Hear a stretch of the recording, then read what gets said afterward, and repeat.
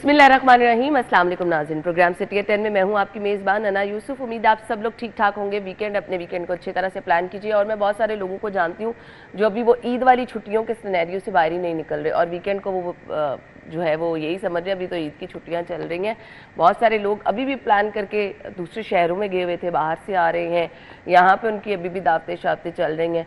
अच्छा जी, ये जो थोड़ा सा मौसम तब्दील हो रहा है, थोड़ा सा हम देख रहे हैं इसमें बहुत सारे लोगों को वायरल इन्फेक्शन हो रहा है, जिसकी जद में मैं भी हूँ। अपना बहुत सारा ख्याल रखें। गैर ज़रूरी अगर आप बाहर निकलेंगे तो फिर डस्ट वगैरह से भी एलर्जी कुछ लोगों को होती है, कुछ आप डस्ट से भी महफूज रहें। सेकेंडली, अगर किसी को इस तरह से ज़ुकाम बहुत ज़्यादा फील हो रहा है, गला ख़राब वगैरह है, तो घर में भी मास्क पहनना प्रेफर कीजिए। आप दूसरों को जो है इससे महफूज रख सकेंगे। टॉप स्टोरीज की तरफ चलेंगे। पहली खबर, इंतखाबी मुहिम खत्म, सियासी मैदान सजिया। शहर में 1 कौमी और 4 सूबाई नशिस्तों पर पोलिंग कल होगी।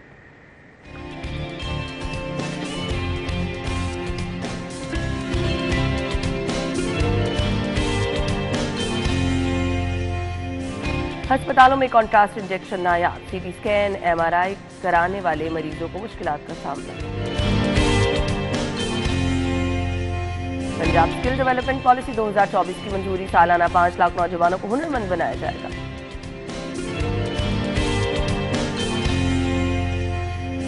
और नान और रोटी जो महंगी फरोख्त करें वो होशियार हो जाएं, क्योंकि छापे और गिरफ्तारियों का सिलसिला जारी है।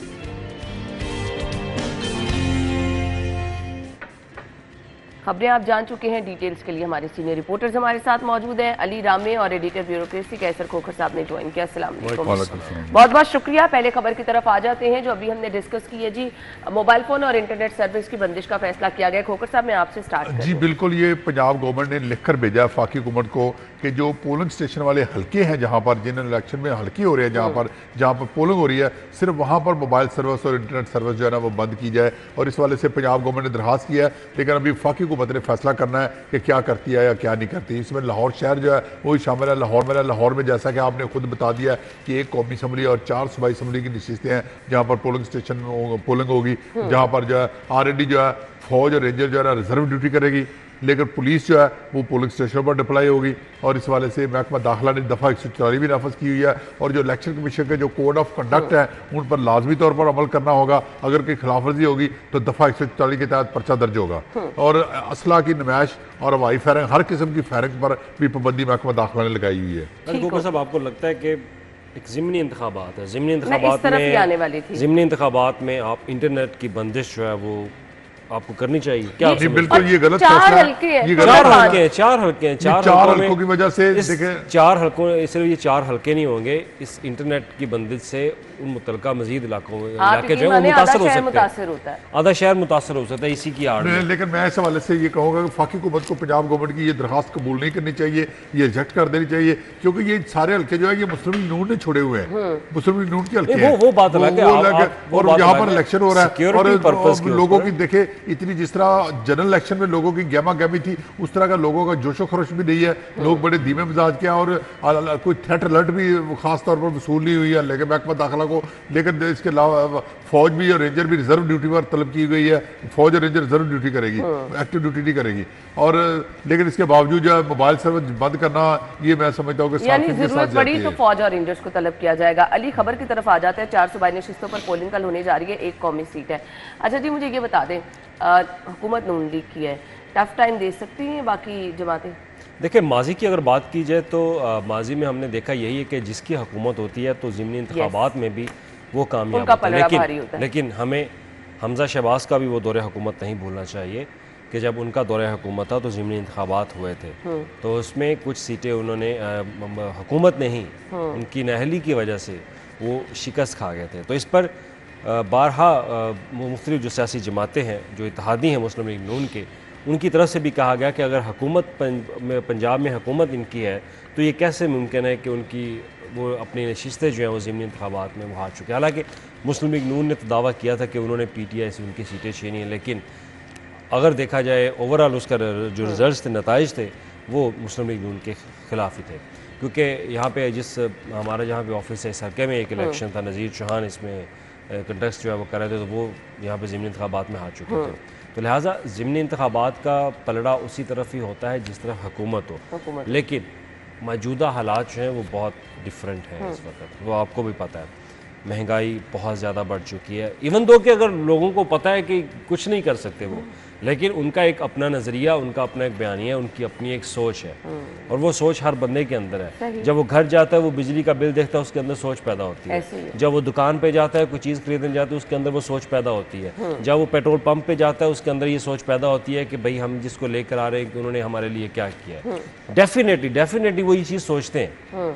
फिर उसके बाद ये डिसाइड किया जाता है कि आया अब उनके हलकों में अगर कोई तामीराती कोई काम हो रहा है, एक कुछ हलकों की सोच है, कुछ लोगों की सोच है, अगर उनके हलकों में कुछ काम हो रहा है तो वो ये सोचते हैं कि यार अगर हमने इनको वोट ना दिया, हो सकता है कि हम हार जाए, ऐसा ही है, हमारा काम रुक जाएगा। तो उन लोगों की सोच ये भी है। जिन लोगों की सोच डिफरेंट है, वो महंगाई को सामने रख कर करते हैं, वो और चीज़ सोचते हैं। और कुछ लोगों की सोच आजकल जो मौजूदा सियासी सूरत हाल चल रही है वो भी है। अब उससे आप अंदाज़ा लगा लें कि पलड़ा किस तरफ जा सकता है। लेकिन बहरहाल हम नताइज तो नहीं दे सकते, नताइज का तो कल ही पता चलेगा जब ज़िमनी इंतखाबात में लोग निकलेंगे वोट कास्ट करने के लिए। कुछ उम्मीदवारों की तरफ आए, मुझे लगता है कि अली परवेज़ मलिक साहब जो है वो खासे स्ट्रॉन्ग हैं उम्मीदवार। देखिए उनका बैकग्राउंड बहुत सिंपल सी बात है, उनका बैकग्राउंड बहुत मजबूत है। उनके वालिद साहब अल्लाह उनको जन्नत फिरदौस में आला मुकाम अता फरमाए, उनकी एक अच्छी पॉलिटिकल रीच थी उनकी लोगों तक। आपने सही कहा, नो डाउट। और उसके बाद उनकी वालदा की अली परवेज़ की, शाइस्ता परवेज़ मलिक साहिबा, उनकी भी अच्छी रीच है। वो लोगों में घुल मिल के, लोगों में मिलना, लोगों के लिए निकलना, ये इस खानदान की बड़े मुतहरिक नजर आते हैं। बिल्कुल ये इस खानदान की एक बड़ी खूबी है कि ये अवाम में निकले हैं, अवाम के अंदर पहुँचे, अवाम के दर्द को समझा, उनके मसाइल को समझा, और उनके मसाइल के हल के लिए हुकूमती दरवाजे खटखटाए इन्होंने। ऐसे ही है। और मुझे याद है कि जब इनके हलकों में डेवलपमेंट का बजट आता तो बहुत इनकी तरफ से कहा जाता था कि हमें बजट जो है ज़्यादा से ज़्यादा दें, क्योंकि हमारी ये स्कीमें, और स्कीमों में ये नहीं होता था कि सिर्फ गलियों की पुख्तगी होती थी, वहाँ पे हेल्थ सेक्टर के भी, स्कूल सेक्टर के भी और दीगर सेक्टर के जो प्रोजेक्ट हैं उनके ऊपर प्रायोरिटी होती थी कि इनको मुकम्मल किया जाए।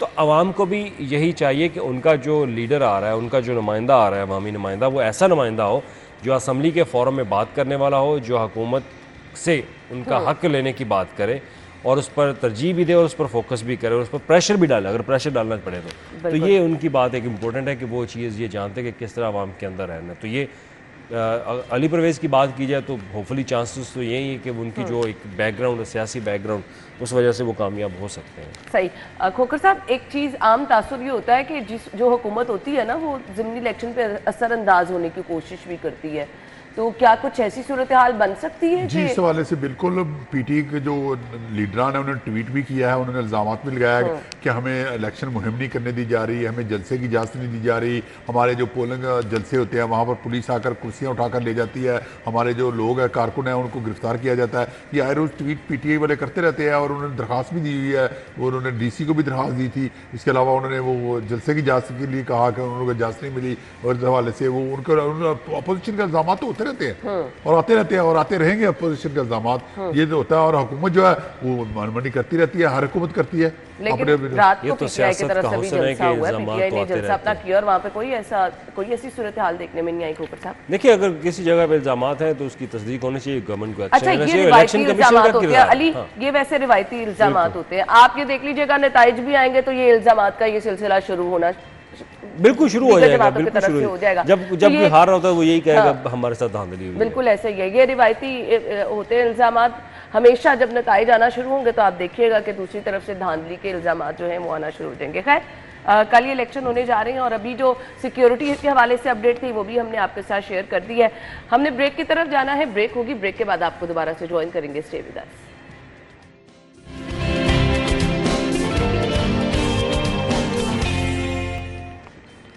Welcome back. खबर ये है जी कि अस्पतालों में कॉन्ट्रास्ट इंजेक्शन नायाब, CT स्कैन MRI कराने वाले मरीजों को मुश्किलात का सामना है।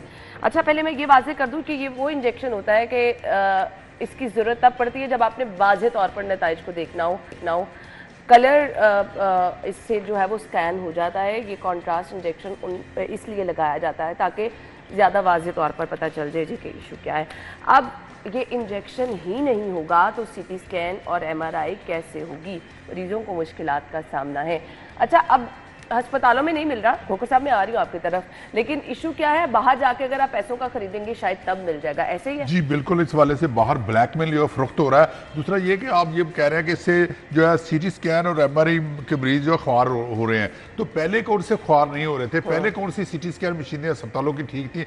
जिस अस्पताल में चला जाए पता चलता जी सीटी स्कैन मशीन खराब है, एमआरआई की मशीन खराब है और दूसरी मशीनें खराब है, एक्सरे मशीन खराब है, फलां ठेकेदार ने पैसे नहीं दिए, फलां हुकूमत ने पैसे नहीं दिए। अस्पतालों को, सरकारी अस्पतालों को ये हाल हो गया कि बेचारे लोग जो है प्राइवेट मरीजों को प्राइवेट अस्पतालों में जाते हैं और प्राइवेट अस्पतालों में जो डॉक्टर होते हैं वो मरीजों को घसीट कर प्राइवेट अस्पतालों में लेकर जाते हैं। से अगर सीटी स्कैन एमआरआई कराएं अच्छे खासे पैसे, बिल्कुल अच्छे खासे पैसे लगते हैं। सीएम साहब आप तक गई हैं, किसी हॉस्पिटल विजिट किया उन्होंने? चंद एक हॉस्पिटल उन्होंने विजिट किए हैं, इसके अलावा उन्होंने कुछ नहीं किया। रमज़ान के बाद बस मुंतजर ही है कि वो बाहर निकलें, वो विजिट करें हॉस्पिटल्स का।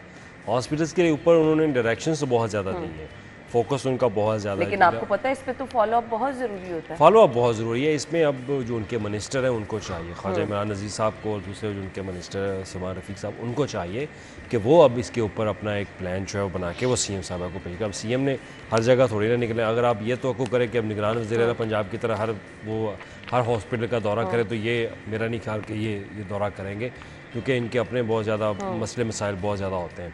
तो लिहाजा अब जो मिनिस्टर्स इनके बनाए हुए हैं उनको चाहिए कि वो निकलें और अपनी एक मॉनिटरिंग एंड एवेल्यूएशन का और ये सिस्टम जो है वो स्ट्रॉन्ग करें और देखें कि वहाँ पर शहरियों को, मरीजों को कैसी। नज़ीर साहब ने नोटिस तो लिया, अब देखें कि बेहतरी का बात की है। बिल्कुल बिल्कुल बेहतरी आनी चाहिए। आना बहुत ज़्यादा बजट हम एक्सपेंडिचर उसका जो है वो हो रहा है अद्वियात के ऊपर।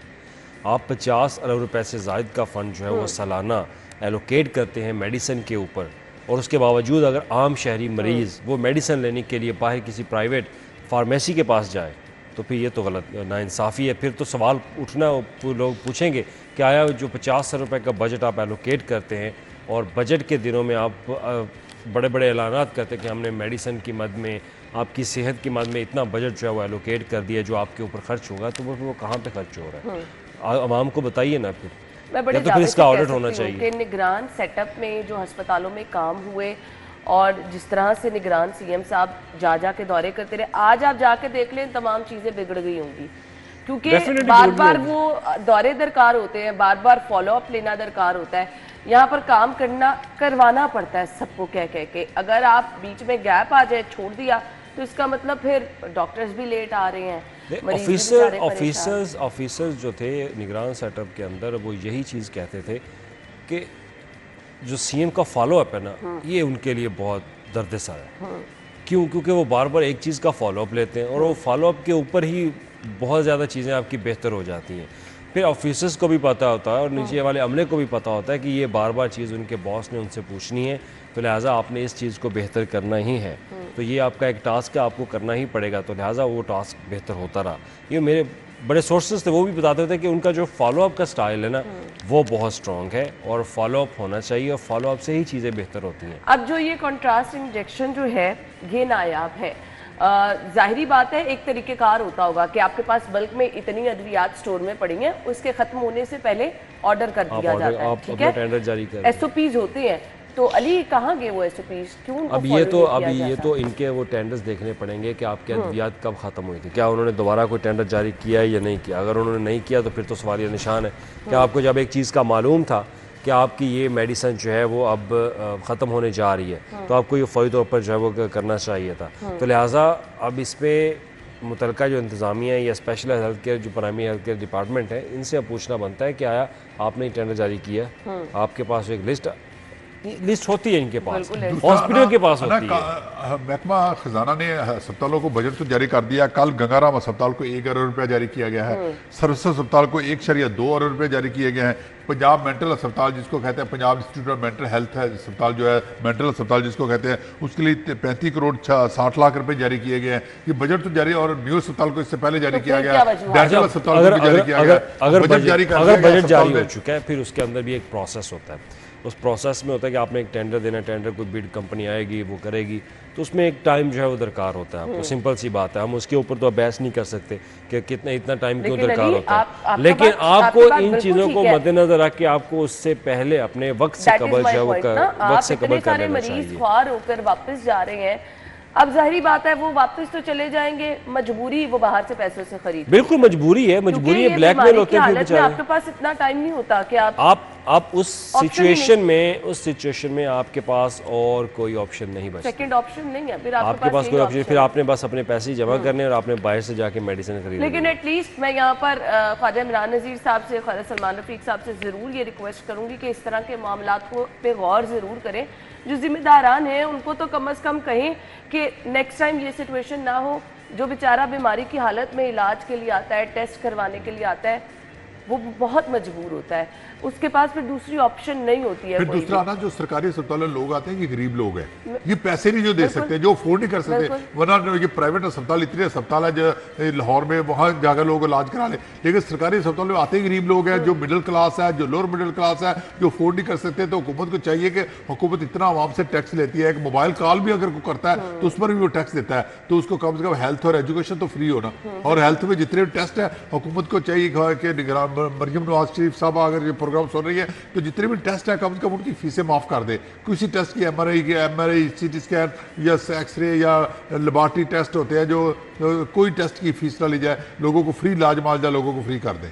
ये बड़ी अच्छी बात आपने कही है, लेकिन ये बहुत मुश्किल भी है, मुझे नामुमकिन भी लगती है। ब्रेक के बाद आएंगे, आप हमारे साथ रहिएगा।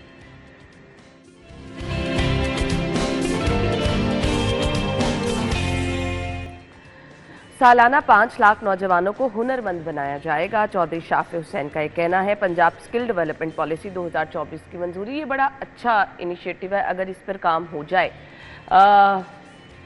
जब तक हम स्किल नहीं सिखाएंगे अपने नौजवानों को, रोज़गार के मौके पैदा नहीं हो सकेंगे। बहुत सारे नौजवान जो कि तालीम हासिल करके नौकरियों के लिए फिर रहे हैं, स्किल वो चीज़ है मेरे ख्याल से जो आपको फारिग नहीं रहने देती। अली, बिल्कुल ऐसी बात है। ये मुस्लिम लीग नून का ही प्रोजेक्ट था। जब मियां शहबाज शरीफ वज़ीर आला पंजाब थे तो उन्होंने स्किल डेवलपमेंट का प्रोग्राम जो है वो शुरू करवाया था, और इस पर बहुत ज़्यादा फोकस उन्होंने किया, और बहुत ज़्यादा बड़ी तादाद में स्किल डेवलपमेंट के जो स्टूडेंट्स हैं उन्होंने अपनी कोई हुनर जो है वो सीख के वो निकले, आज वो बहुत सारे रोज़गार हैं। और उसके बाद यहाँ पे सिर्फ ये नहीं कि स्किल डेवलपमेंट आप लोग महारत से, आपके हाथ में कोई महारत आती है तो आप बाहर निकल जाते हो, अपना काम शुरू करते हो। हुकूमत जो है ऐसे लोगों को लोन भी देती है, उसके बाद आपके पास अपॉर्चुनिटी होती है, आप लोगों को बाहर भेज सकते हो।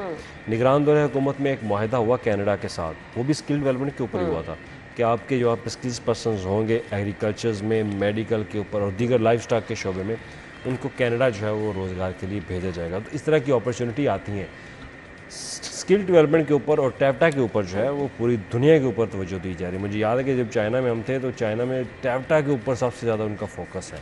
दूसरा ना जो टेक्निकल वोकेशनल एजुकेशन है, गैर मुल्क है ना, मतलब मिडिल ईस्ट है, वहाँ पर टेक्निकल लोगों की डिमांड है, मजदूरों की डिमांड नहीं है। हम ये करते हैं कि हम लेबर वहाँ भेज देते हैं, जो रॉ मटीरियल होता है, जो लेबर जिसको कहते हैं, जाकर वहाँ पर ईंटें उठाते हैं या बजरी उठाते हैं या सड़कें बनाते हैं। अब उनके साथ साथ वहाँ पर लेबर बड़ी सस्ती हो गई है। जो टेक्निकल लोग हैं, एक्सपर्ट है, सब इंजीनियर हो गए, डॉक्टर हो गए, टेक्नीशियन हो गए, और जो जिनके पास कोई हुनर है, हुनरमंद लोगों की वहाँ कंपनियों में ज़रूरत है। और जो देखें वहाँ पर जितने भी वो कंपनियाँ वहाँ मिडिल ईस्ट की, वहाँ पर सारे इंडियन और बंगाली जो है वो छाए हुए हैं, और वो क्योंकि उनके पास हुनर है, उनके पास स्किल है, और स्किल की वजह से, वो टेक्नोलॉजी की वजह से वो आगे निकल गए हैं। लिहाजा हुकूमत को चाहिए कि जो ज़्यादा बड़े पैमाने पर जो है ये स्कूलों कॉलेजों में जैसे सान भुट्टा ने शुरू कराया ये वोकेशनल ट्रेनिंग का प्रोग्राम, मोबाइल ठीक करना या इलेक्ट्रिशियन का या दूसरा ऑटो इलेक्ट्रिशियन या दूसरे मैकेनिक का काम, इस तरह जो है ना ये बड़े पैमाने पर शुरू किया जाए, और हर साल और बड़े पैमाने पर क्लासेस शुरू की जाए। और जो लोग, इससे पता क्या होगा ना, इससे क्राइम भी कंट्रोल हो जाएगा, लोग अपने कारोबार कर सके। कोई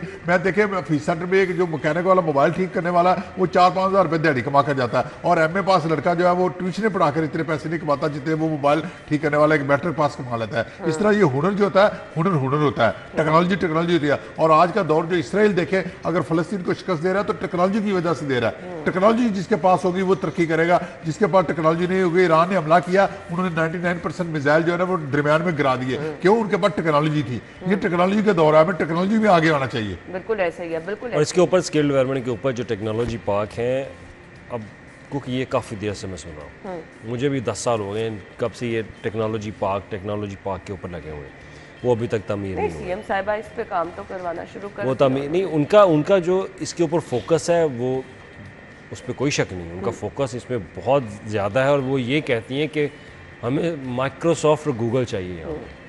अब मुझे याद है कि परसों भी उन्होंने जब मीटिंग की तो CBD के साथ तो दीगर जो मुतलका हुकाम थे, उन्होंने एक बात कही, उन्होंने कि यहाँ पे लोकल भी आए लेकिन माइक्रोसॉफ्ट और गूगल को यहाँ पे आपने लाजमी लेकर आना। टैक्स से छूट देनी है, टैक्स से छूट दे दे, कोई मसला नहीं है, लेकिन एक कोई ना कोई अच्छे इदारे इंटरनेशनल जो है वो यहाँ पे टेक्नोलॉजी के ऊपर यहाँ पर आएँ। और इसके साथ ही जो एजुकेशन के इंस्टीट्यूशंस हैं यूनिवर्सिटीज़ के, उनके जो मेन बड़े कैंपसेस हैं वो यहाँ पे आने चाहिए।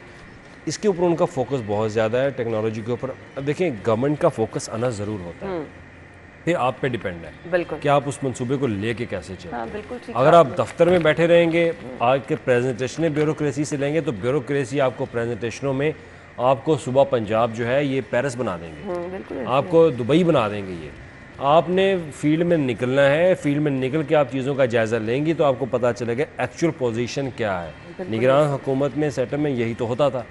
आपको यही चीज़ करनी है, आपको ऑफिस से निकलना पड़ेगा, चाहे आप जिस तरह भी है आपको निकलना पड़ेगा, आपको टाइम देना पड़ेगा। यही बात एक मुझे याद है कि इनका एक ब्रीफिंग जो है वो दी गई थी मरीम नवाज़ को, इनके अपने लोगों की तरफ से, कि हमें पंजाब को इम्प्रूव कैसे करना है।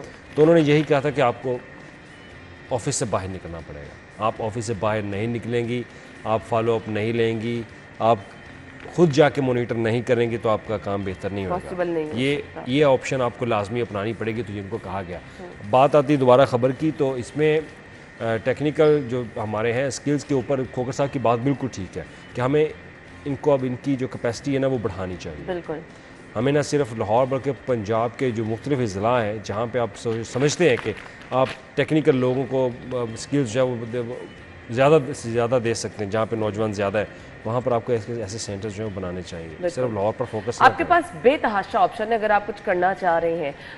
IT के शोबे में ज़बरदस्त आप काम करके, तो मेरे ख्याल से आप घर बैठे अच्छे खासे पैसे कमा सकते हैं। और वो कैसे, हम डिफरेंट शोज़ में आपको ये चीज़ें जो है वो बताते रहते हैं। हाथ का हुनर कभी आपको मार नहीं खाने देता।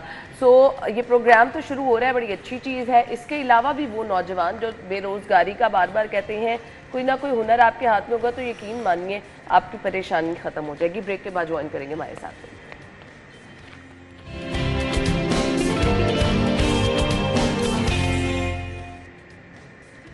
Welcome back once again. खबर यह है, ज़िले इंतज़ामिया की जानिब से रोटी और नान की नई कीमत पर फ़रोख्त का दावा किया गया है और जिन तंदूरों पर ज़्यादा जो है वो कीमत वसूल की जा रही है वहाँ पे छापे भी मारे जा रहे हैं। खोखर साहब, बिल्कुल इस हवाले से अभी तक जो है ना वो बहुत सारे तंदूर ऐसे हैं जिन्होंने इस हुकूमती फैसले पर अमल नहीं किया और हुकूमत की सारा जो जोर है, जो सारा प्रेशर है वो सिर्फ लाहौर शहर की हद तक है, जबकि दूसरे जो शहर हैं जो वहाँ पर जो है उसी तरह मनमानी लोग कर रहे हैं। रोटी 20 रुपए की और नान 30 रुपए का बिक रहा है, वहाँ पर ना वज़ीराला की रेट है ना महकमा फूड की।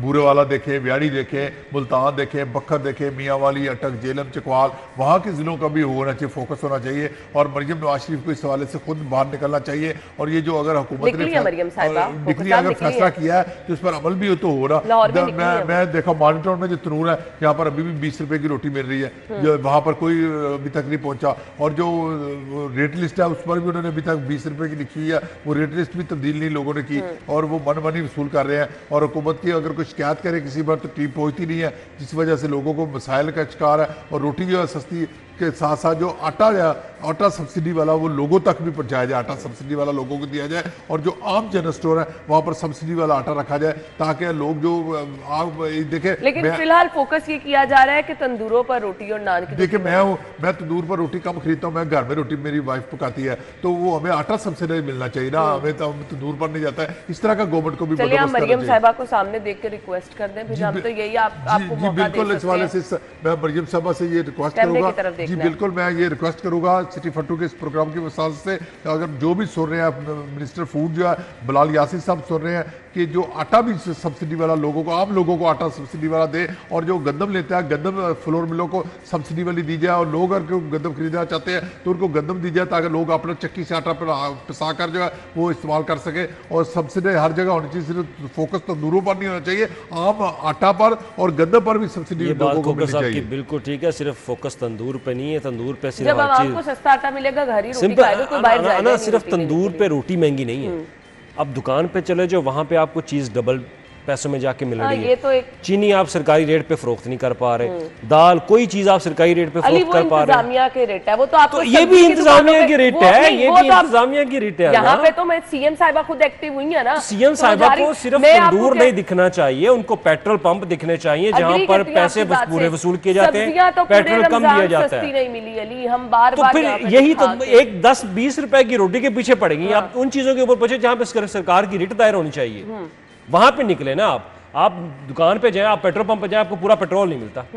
अब इनकी डीसी की आप ड्यूटी लगाए ना, तमाम पंजाब के वो पेट्रोल पंप्स के ऊपर जाके विजिट करें और वहाँ पे चेक करें कि उनका पैमाना चेक करें कि वो पूरा पेट्रोल दे रहे हैं कि नहीं दे रहे। ये बारहा इशू हम उठा चुके हैं, हर चीज आपकी सरकारी रेट पे नहीं मिल रही। ऐसे ही आपको अपना खुद साख्ता उनकी कीमतें ताजरों की वो उस पे फरोख्त कर रहे हैं, सरकार की कहाँ रेटे के ऊपर। अब ये 20 रुपए की रोटी, 20-30 रुपए की रोटी सस्ती कराने के लिए ये छापे एक छोटे मजदूर को पकड़ रहे हैं, आम आदमी को पकड़ रहे हैं। ये आपने खुद हर चीजें महंगी की है, पेट्रोल आपने महंगा की है, बिजली आपने महंगी की है, फिर आप कहते हैं कि आप जी रोटी सस्ती करें, ये कैसे मुमकिन हो सकता है? फिर उनके तहफ़्फ़ुज़ात भी तो है। अच्छा, यूटिलिटी स्टोर पर ईद के बाद सस्ते घी और चीनी की फराहमी मुमकिन नहीं हो सकी। बिल्कुल, ये वो पॉइंट है खोकर साहब ने जो कहा है कि आप आवाम को अगर सहूलत दे बिल्कुल। इस हवाले से मैं सिर्फ यूटिलिटी स्टोर पर फोकस नहीं करूंगा, मैं जो गली मोहल्लों में या मार्केटों में जो जनरल स्टोर हैं, किराने की दुकानें हैं, वहां पर भी हुकूमत सस्ती चीजें इंश्योर करे ताकि यूटिलिटी स्टोर जो है, यूटिलिटी स्टोर के तो मैं तो बिल्कुल यूटिलिटी स्टोर पर सरकारी की रेट दायर देखिए ना, यूटिलिटी स्टोर पर कितने लोग पहुंच सकते हैं, बहुत कम लोग। ये करप्शन है, यूटिलिटी स्टोर्स करप्शन है पूरी। यूटिलिटी स्टोर पर बहुत कम लोग पहुंच सकते हैं। हमेशा रैक खाली पड़े हैं, जो चीजें महंगी होती है ना, चने की दाल महंगी है, वो कभी आपको यूटिलिटी स्टोर पे नजर नहीं आएगी। यूटिलिटी स्टोर करप्शन का गढ़ है खोकर साहब। जो दालें महंगी है वो वहां आपको नजर नहीं आएंगी। आपने जो सरकारी रेट मुकर्रर किया ना, सिंपल उसको अपना उसके अच्छा, ये तो विफाक का मसला है, विफाक के अंडर आता है। वो ये गलत चीज है ना, ये क्यों आपने शुरू किया हुआ है? आपने ऐसे पैसों का ज़ाया कर रहे हैं, आप यही पैसे किसी और चीज में खर्च करें। सस्ता आप अपनी सरकार की रेट दायर करें, वहां पे लोगों को चीज जो है वो सस्ती में अपने सरकारी रेट के मुताबिक मिलनी चाहिए। ये नहीं कि आप यूटिलिटी स्टोर के ऊपर जाके आप चीजें जो है वो सस्ती देना शुरू कर दें। नहीं, अगर देना है कुछ तो उनको उन चीजों के ऊपर दो जहाँ पे वो महंगाई से पिस रहे हैं। एक तरफ आप बिजली का बिल टका के उनको भेज रहे हो, दूसरी तरफ आप उनको कह रहे हो यूटिलिटी स्टोर पर जाके चीनी मुफ्त सस्ती ले लो। ये कैसे हो सकता है? बिल्कुल ऐसे ही है, आप तो चपेड़े मार रहे हो दोनों हाथों से। बिल्कुल ऐसे ही है, आवाम की परेशानी कम मतलब एक हाथ आपने सर पे रखा हुआ, दूसरा हाथ आपने मुंह पे रखा, चपेड़ मारी जा रहे हैं। बिल्कुल। अच्छा, आवाम को बड़ा एक अच्छा इम्पैक्ट जाता है कि खुद सीएम साहिबा तंदूर पे गई, खुद नवाज शरीफ साहब तंदूर पे उनके साथ गए, तो उनके लिए एफर्ट की जा रही है। एफर्ट ठीक है, हम अप्रिशिएट करते हैं, लेकिन वो पॉइंट जो खोकर साहब ने उठाया कि आटा आपको सब्सिडी पे अगर मिल जाएगा तो शायद तंदूरों पे लोग कम ही जाएंगे, घर की रोटी बना लेंगे। और क्योंकि बहुत मुश्किल है लोगों के लिए, अगर आप रोटी सस्ती भी कर देते हैं तो लोगों के लिए उतने पैसों में खरीदना भी मुश्किल है। आप घर में रोटी खा लेंगे अगर आप आवाम को सहूलत देना चाह रहे हैं। घर में गैस ना आ रही हो तो फिर पाकिस्तान मसाइल नहीं, वैसे आजकल थोड़ा सा कंपैरेटिवली गैस वाला गैस महंगी कितनी है ये भी तो पता है, ये मैं मान लेती हूँ, लेकिन गैस वाला मसला आजकल कंपैरेटिवली जो है वो गैस बिजली भी महंगी है, गैस भी महंगी, यूटिलिटी तो यही तो मसला है, इन चीजों के ऊपर फोकस करना चाहिए। कर देते हैं। बहुत बहुत शुक्रिया आप लोगों के वक्त के लिए। नाज़रीन, हेडलाइंस के बाद हम आपको ज्वाइन करेंगे। स्टे विद अस।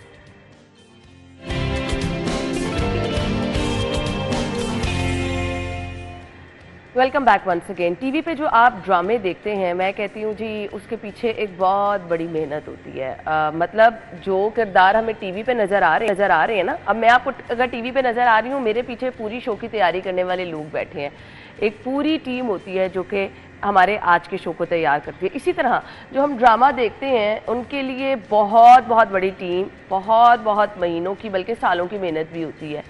सो वो लोग जो कि ये मेहनत करते हैं, कुछ लोग तो मंजर पे आ जाते हैं, पसे पर्दा जो लोग होते हैं ना, यकीन माने असल में मेहनत उनकी होती है जो सामने आती है। तो हम यहाँ पे उन लोगों को अप्रिशिएट करने के लिए मौजूद होते हैं। पाकिस्तानी ड्रामे हमेशा से हमारे दिलों के बड़े करीब होते हैं क्योंकि हमेशा वो इश्यूज़ हाईलाइट किए जाते हैं, वो चीज़ें दिखाई जाती हैं जो हमारे अपने घरों में हो रही होती हैं।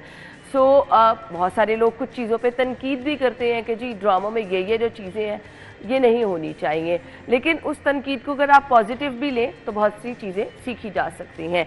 आज के शो में जिन ड्रामों का मैं जिक्र करने वाली हूँ, बड़े ज़बरदस्त ड्रामे, और उसके किरदार तो आपने देखे, लेकिन बिहाइंड द सीन जो किरदार होते हैं, जिनकी मेहनत जो वर्ड्स वो बोलते हैं, जो जुमले वो बोलते हैं, वो जिन्होंने लिखे होते हैं, वो लोग मेरे ख्याल से बहुत बड़ा किरदार होते हैं असल में, क्योंकि उनकी वजह से वो पूरा ड्रामा चल रहा होता है। चांदनी बेगम ड्रामे से सफ़र का आगाज़ किया हमारी आज की मेहमान ने, जो कि राइटर हैं, ड्रामे लिखने शुरू किए उन्होंने। इश्क तमाशा तक वो पहुंची, दासी ड्रामा है, मेहरपोश, रमज़े इश्क और दीगर बेहतरीन ड्रामे जो हैं वो ये लिख चुकी हैं। मदाहों को जो सबसे ज़्यादा ड्रामे पसंद आए जी, उसमें इश्क तमाशा भी है और इसके साथ साथ कुछ दीगर ड्रामे भी शामिल हैं। ये वो लोग हैं मेरे ख्याल से जिनकी मेहनत हमें स्क्रीन पर नज़र आती है, और जब आप लोग बड़ा फीडबैक देते हैं तो इन लोगों को बड़ी मोटिवेशन मिलती है कि इन्होंने कुछ अच्छा लिखना है। मिसबा नौशीन साहिबा हमारे साथ मौजूद है, मुसन्निफ़ा भी हैं, नावल निगार भी हैं, ड्रामा निगार भी हैं। अपने शो में वेलकम कहेंगे। अस्सलाम वालेकुम जी। वालेकुम अस्सलाम। थैंक यू सो मच, आपके वक्त का बहुत बहुत शुक्रिया। मेरे ख्याल से राइटिंग हमेशा बड़ा मुश्किल चीज़ रही है, क्योंकि आपने अपनी उस राइटिंग के ज़रिए लोगों तक एक मैसेज भी पहुंचाना होता है, एक स्ट्रॉन्ग इम्पैक्ट भी लेकर आना होता है, और ड्रामा वो चीज़ है कि जोड़े रखना व्यूवर्स को बहुत ज़रूरी होता है। अगर हफ्ते में 2 दफ़ा लग रहा है, 3 दफ़ा लग रहा है, आजकल के ड्रामों का तो लोग इंतज़ार कर रहे होते हैं, एक तमाशा कब दोबारा लगना है जी, लोग डिस्कस कर रहे होते हैं। वैसे तो अब इतनी आसानी हो गई हुई है हमारे सोशल मीडिया की वजह से, यूट्यूब पे आप दोबारा ड्रामे वो देख लेते हैं। सो कैसा लगता है जब आपके ड्रामों को इतनी पजीराई मिलती है? देखिए, अच्छा तो बहुत ज़्यादा लगता है कि जब आप इतनी ज़्यादा मेहनत कर रहे हैं और इतनी एफर्ट्स अगर हम डाल रहे हैं और उसका उसी हिसाब से अगर हमें रिवॉर्ड मिलता है तो किसे बुरा लगेगा ना। हम भी ज़ाहिर है बहुत ज़्यादा एक्साइटेड होते हैं, खुश होते हैं। सोशल मीडिया का हमें ये हुआ कि सिर्फ पहले एक टीवी मीडियम था, उसके बाद अब सोशल मीडिया से हमें ये फ़ायदा, जो ड्रामे लग के ख़त्म भी हो जाते हैं ना, तो जब मैं सुनती हूँ किसी से अच्छा फलां ड्रामा बहुत अच्छा रहा, तो मैं उसको यूट्यूब पे देखना शुरू कर देती हूँ। ऐसा ही है, बल्कि ये है कि पहले शायद सिर्फ हमें अपने सिर्फ मुल्क से पता चलता था, अगर टीवी मीडियम बहुत कम पता चलता था कि हमारे जो बाहर फैंस हैं।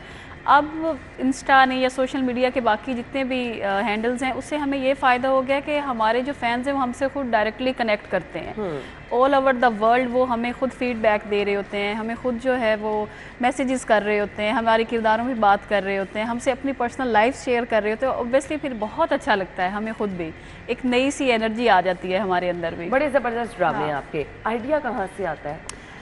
देखिए, मैं एक हमेशा बात करती हूँ कि जो राइटर होता है ना, वो बोर्न राइटर होता है, वो पैदाइशी राइटर होता है, तभी वो कुछ अच्छा मुझे लगता है लिख सकता है। तो ये क्रिएटिविटी तो मुझे लगता है कि खुदादा सलाहियत है, और वक्त के साथ साथ उसमें निखार ज़रूर आता है। जैसे अभी जैसे जैसे हम आगे लिखते हैं, काम करते हैं, चीज़ों की हमें समझ आ रही होती है, तो आइडियाज़ जनरेट करना अब हमारे लिए ऐसे ही है कि जैसे कोई भी खाना बनाना है, पूरा एक ड्रामा लिखना, क्या किरदार जहन में बिठा लेती हैं कि ये किरदार, अब इसके बाद ये डायलॉग होना चाहिए, ये? अच्छा, ऐसे होता है कि सबसे पहले बनाए ही किरदार जाते हैं।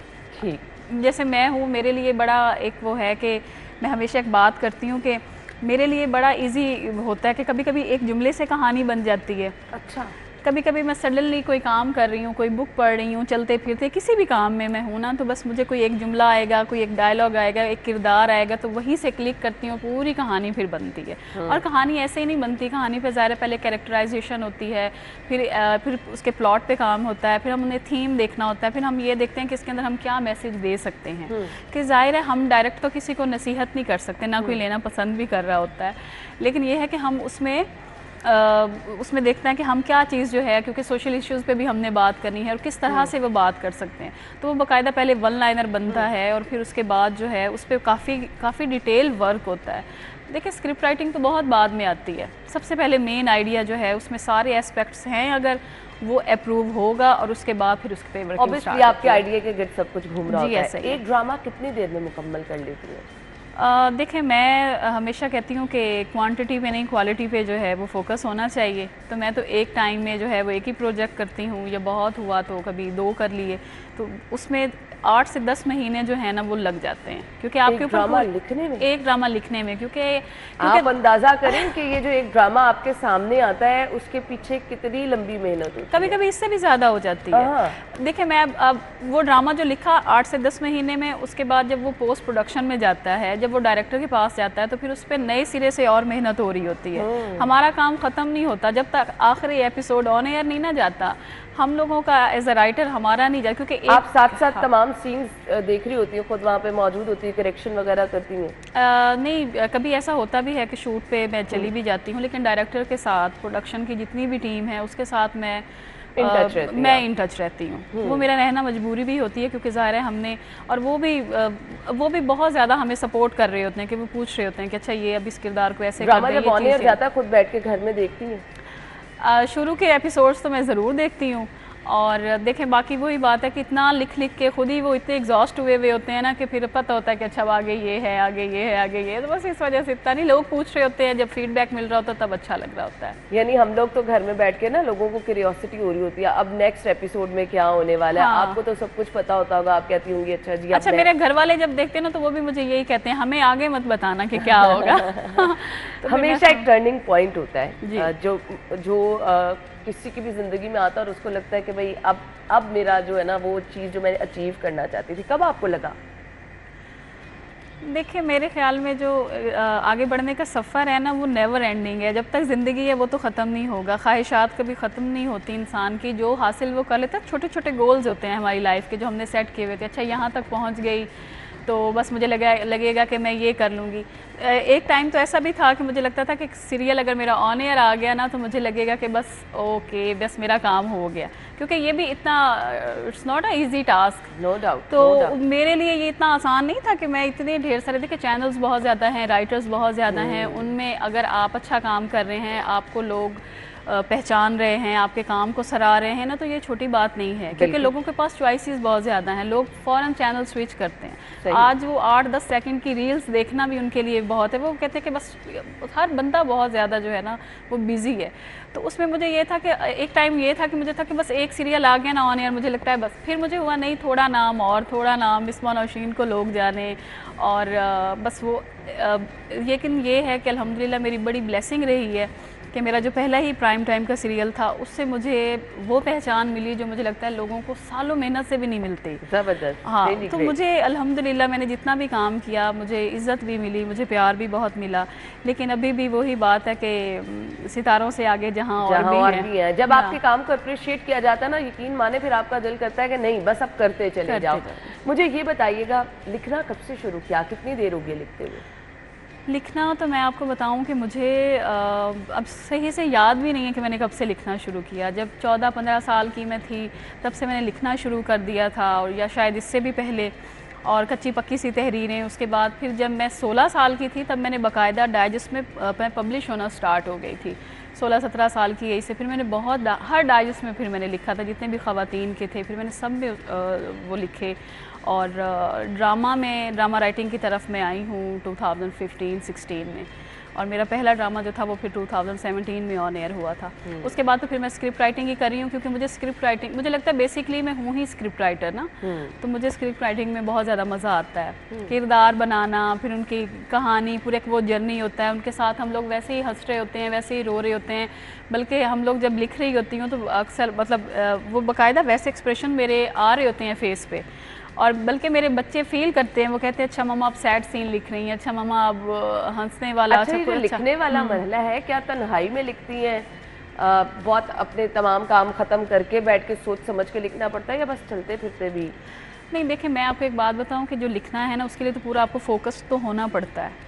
तो कमरा बंद करके कभी जब मुझे ज़्यादा डेडलाइन होती है, जब मुझे देना है एपिसोड, और पहले तो ये था ना कि हम मूड से लिखते थे, अब मूड से नहीं लिखना, अब प्रेशर में हम लोगों ने लिखना है, डेडलाइन है डेली बेसिस पे। मैं हमेशा एक बात लोगों को समझाती हूँ जो लोग नहीं समझ पाते कि ये मेरी जॉब है, मैं सिर्फ ऑफिस नहीं जाती, मेरी बिल्कुल वैसे ही जॉब है कि मुझे काम करना ही करना है। मेरी टाइमिंग्स बेशक नहीं होंगी उस पर, लेकिन ये है कि अगर मतलब फ़ौरन सुबह नाश्ते के बाद मुझे अपना लैपटॉप लेके बैठना ही बैठना, डेली बेसिस पे काम करना है, क्योंकि मुझे ज़ाहिर है मेरे पीछे एक टीम है जो मेरा वेट कर रही होती है, तो उसके लिए ज़ाहिर तन्हाई भी चाहिए होती है, फोकस्ड होकर लिखना पड़ता है, शोर ये चीज़ें तो जाहिर सी बात है फिर ये तो बॉदर कर रही होती हैं ना। इंस्पिरेशन कौन था, पढ़ती किसको थी आप खुद ज़्यादा? अच्छा, मैं आपको बताऊं, मैंने बहुत राइटर्स को पढ़ा है, किसी एक का भी नाम लेना बड़ी ज़्यादती हो जाएगी, क्योंकि मैं खुद कीड़ा थी ना किताबों का, डाइजेस्ट का, तो मैंने तकरीबन सबको पढ़ा है, चाहे वो हिस्ट्री हो, चाहे वो वैसे मतलब इंटरनेशनली अगर आप बात करें, मैंने उन राइटर्स को भी पढ़ा है, कोई किताब नहीं मैंने छोड़ी।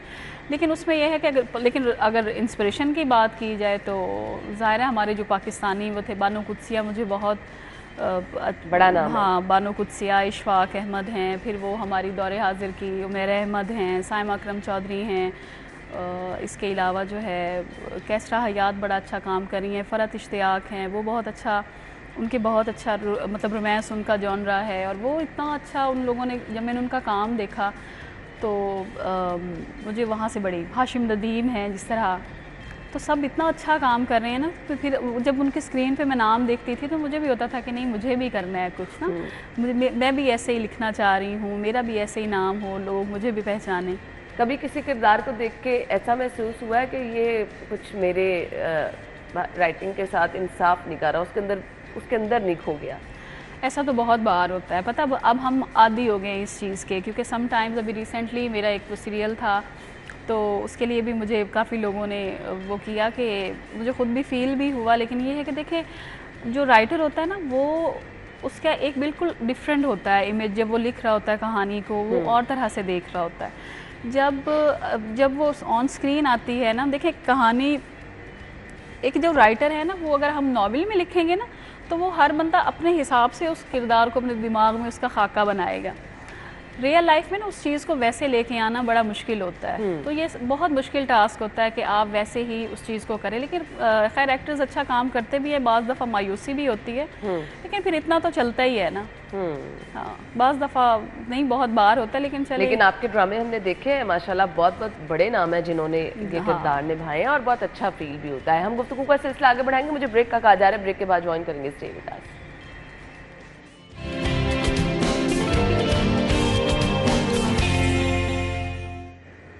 Welcome back once again. हमारे साथ हमारी मेहमान मौजूद है मिसबा नौशीन, मुसन्निफ़ा हैं, नावल निगार हैं, राइटर हैं, ड्रामा निगार हैं। हम बात कर रहे हैं उनकी राइटिंग की जर्नी की, उनके जो उन्होंने ड्रामे लिखे लोगों को बहुत ज़्यादा पसंद आए। अच्छा, राइटर खुद से ही स्टोरी बना लेता है मिसबा साहिबा, या समटाइम आसपास लोगों की ज़िंदगी में कुछ ऐसा हो रहा हो कि आप कहते हैं बस इस पर भी मुझे कुछ लिखना चाहिए? कभी यहाँ से भी कोई आइडिया लिया? बिल्कुल ऐसा तो होता है। देखें, हम लोग इसी मुआशरे का हिस्सा है ना, तो अच्छा हो रहा हो बुरा हो रहा हो वो हम पे भी इफ़ेक्ट तो कर रहा होता है, और जहाँ कुछ गलत हो रहा होता है तो मुझे लगता है एज अ राइटर हमारा ये फ़र्ज़ बनता है कि हम उस पर आवाज़ उठाएं, क्योंकि हमारे पास कलम की ताकत है ना, हम इसी तरह से ही प्रोटेस्ट कर सकते हैं ना। तो बिल्कुल हम लिखते हैं, और बाज़ दफ़ा ये होता है कि कुछ इस तरह किसी का, अगर वो कोई किसी के साथ कोई ज़्यादती हुई है, या जैसे अब लोग हमसे ख़ुद भी रब्ता कर रहे होते हैं कि आप हमारी स्टोरी लिखें, हमारे से ये हुआ। तो बल्कि मैं आपको बताऊं, ड्रामे के बारे में अमूमन ये कहा जाता है कि ड्रामा है। ड्रामा में सब ड्रामा नहीं होता, ड्रामे में बहुत सारी जो होती है ना वो ड्रामा नहीं होता। मैंने अपनी अम्मा को ड्रामों के साथ इतना इमोशनली अटैच देखा है कि कभी कोई ऐसा सीन आ रहा होता है, यकीन मानो उनकी आंखों में आंसू होते हैं। मैं उनको कहती हूँ कि मामा ये ड्रामा है, आप इतनी ज़्यादा इमोशनल ना हो। ऐसा ही है, बिल्कुल बिल्कुल ऐसा ही है। और मैंने देखा है कि लोग इतने ऐसे होते, क्योंकि ख़वातीन के लिए ही ड्रामा होता है ना, ड्रामा तो मीडियम ही ख़वातीन का है। तो ऐसा होता है कि बाज़ दफ़ा लोग, मेरी अम्मी, मैं अगर कोई ड्रामे में कुछ किसी के किरदार के साथ गलत करती हूँ ना तो वो मुझे बाकायदा फ़ोन करके ना तो गालियाँ भी दे रही होती हैं ये तुमने इस तरह क्यों किया, और उस बेचारी के साथ तुमने ये किया, या फ़लाँ सीन इतना इमोशनल था। अभी रिसेंटली मेरा एक सीरियल ख़त्म हुआ तो उसमें मेरे अब्बू बाप बेटी की बहुत ज़्यादा बॉन्डिंग थी, तो मेरी अपने वालिद के साथ बहुत ज़्यादा बॉन्डिंग है। तो वो बाकायदा उन्होंने मुझे कॉल की और वो उन्होंने कहा जब वो सीन आया बाप बेटी का तो मुझे लगा तुम और मैं बैठे हैं, तो मैं वैसे ही रोया। सो मेरे लिए भी बड़ा वो इमोशनल होता है समटाइम्स के, इस तरह तो बहुत हमें वो मिलती है। फीडबैक आता है लोगों का कि फ़लाँ ड्रामा तो बड़ा ज़बरदस्त रहा, फ़लाँ ड्रामा? अभी तो बहुत ज़्यादा आता है, आपको पता है सोशल मीडिया की वजह से अब अच्छा बुरा आपको पहले ही एपिसोड के साथ पता चल जाता है। लोग खुल के तारीफ़ करते हैं ना अगर, तो लोग खुल के तनकीद भी कर रहे होते हैं, लोग ट्रोल भी कर रहे होते हैं समटाइम्स। तनकीद को कैसा लेती हैं? तारीफ़ पे तो सारी दुनिया ही खुश होती है। अच्छा, मैं आपको एक बात बताऊं कि मैं तनकीद को ज़्यादा अच्छे तरीके से लेती हूँ। बड़ा मैं देखती हूँ कि हाँ ये कमी रह गई है, मुझे नेक्स्ट इस पे नहीं करना। मुझे लगता है कि तारीफ़ तो सभी वो सबको खुश करती है, तनकीद को सहना। अगर तनकीद बराए तनकीद हो ना, मैं उसको भी हंस के सह लेती हूँ। मेरे बारे में मतलब सब ये बात करते हैं कि मैं बहुत पेशेंस दिखाती हूँ इस मामले में। मैंने कभी किसी को जवाब नहीं दिया, क्योंकि मुझे ऐसे लगता है, देखें मुझे ऐसे लगता है कि जो हमारे व्यूवर्स हैं टाइम निकाल के अगर ड्रामा देख रहे हैं ना, तो उनको किसी भी किस्म का फीडबैक देने का भी हक है। अगर वो पर्सनल अटैक्स पे नहीं आ रहे, मेरी ज़ातियात को अगर उस पर वो नहीं अटैक करे ना, तो अगर वो ड्रामा या उसके किरदारों पे बात कर रहे हैं तो उनका राइट है। अगर वो मेरे पे डायरेक्ट राइटर पे आएंगे ना, फिर ऑब्वियसली फिर वो एक अच्छा, हमारी फील्ड ऐसी है, लोग कहते हैं जेलिसी बड़ी होती है, फलां बंदा जो है, कंपैरिजन खुद ब खुद शुरू हो जाता है। सो मुझे बताएं, कभी ये वाला फैक्टर अपने अंदर पाया कि हमेशा किसी का अच्छे काम से सीखने की कोशिश की? देखिए, मैं हमेशा एक मेरी खुद से एक वो चीज़ रही है कि मैं खुद से बेहतर समझती हूँ। मुझे लगता है हर राइटर में कुछ ना कुछ ऐसा है। देखिए, मेरा तो राइटर्स के साथ ही है ना, तो मैं उनसे ना कुछ सीखती हूँ। मेरे अंदर ये चीज़ है कि मेरा किसी के साथ कंपटीशन नहीं है, मेरा कंपटीशन मेरी अपनी ज़ात के साथ है। मुझे पिछला सीरियल जो मैंने किया है, मुझे उतना अगला सीरियल उससे बेहतर देना चाहिए। मुझे उस अपना काम को मुझे दिन ब दिन बेहतर बनाना है। मुझे ये नहीं कहना कि मुझे फलां से अच्छा करना है। ऐसा तो मेरी लाइफ में कोई सीन नहीं है, रियल लाइफ में भी नहीं है, रियल लाइफ में भी नहीं है, बिल्कुल है ही नहीं इस तरह। बिल्कुल ऐसे ही है। अच्छा जी, मुझे वाइंड अप की तरफ जाना है। हमारे नौजवानों में पढ़ने की आदत कम है, बुक्स रीडिंग बहुत कम हो गई है। तो जाहिर बात है, आप पढ़ेंगे नहीं तो आपके अंदर लिखने का शौक भी नहीं होगा, वो वाली एबिलिटी भी नहीं आएगी, क्योंकि हमेशा पढ़ने से ही आप अच्छे जो है वो राइटर बन सकते हैं। हाँ। मैसेज क्या देना चाहेंगे नौजवानों को? मैं यही हमें बहुत सारे लोग ना राब्ता करते हैं कि उन्हें ड्रामा लिखना है। आप यकीन मानें कि हम लोग उनको यही कह रहे होते हैं कि आपको ड्रामा अच्छा लिखने के लिए बहुत सारा अच्छा पढ़ना होगा, बहुत सारा आपको देखना होगा, आपको पता होना चाहिए। हमारी नौजवान नस्ल जो है ना, वो शॉर्टकट की तलाश में बहुत ज़्यादा। देखिए, अगर मैं या कोई भी राइटर किसी मकाम पे बैठता है ना, तो उसके पीछे सालों की जर्नी होती है। तो हमें बहुत साल लगे हैं। वो कहते हैं कि हमें वो दिनों में मिल जाए। कुछ तो ऐसे होते हैं कि वो कहते हैं बस चंद घंटों में हमने जो लिख दिया वो ही कमाल है।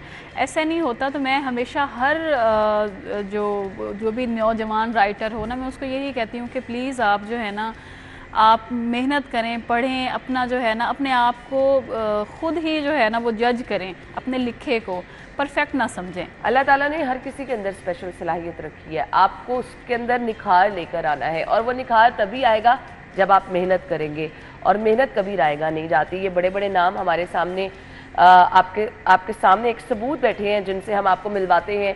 उनकी जर्नी डिस्कस इसलिए करते हैं ताकि आप लोग भी मोटिवेशन लें, और कुछ करने का जो लोग चाहते हैं कि हमने कुछ करना है, और ये फ़ौरन ऊपर पहुंचने वाला जो होता है वो बिल्कुल भी कामयाबी उसका मज़ा भी नहीं आता। किसी भी आप फील्ड में हैं, मेहनत करें, लगन के साथ काम करें, तो इंशाल्लाह आपके काम को भी ऐसे ही सराहा जाएगा, आपको भी बड़ा ज़बरदस्त फीडबैक मिलेगा। थैंक यू सो मच, आपके वक्त का बहुत शुक्रिया। आपने मुझे अपने शो में बुलाया, मुझे बहुत अच्छा लगा। Thank you so much, thank you so much. Closing की तरफ चलना है, लेकिन उससे पहले आपका फीडबैक हमारे लिए बहुत ज़्यादा ज़रूरी है। अगर आप चाहते हैं कि हमें प्रोग्राम में ये चीज़ें शामिल करनी चाहिए, अपनी सजेशन हम तक पहुँचाएँ, आपका फीडबैक हमारे लिए बहुत ज़्यादा अहम होता है। अपना ख्याल रखिएगा, मुलाकात होगी आपसे मंडे को, तब तक इजाज़त दीजिए, अल्लाह हाफ़िज़।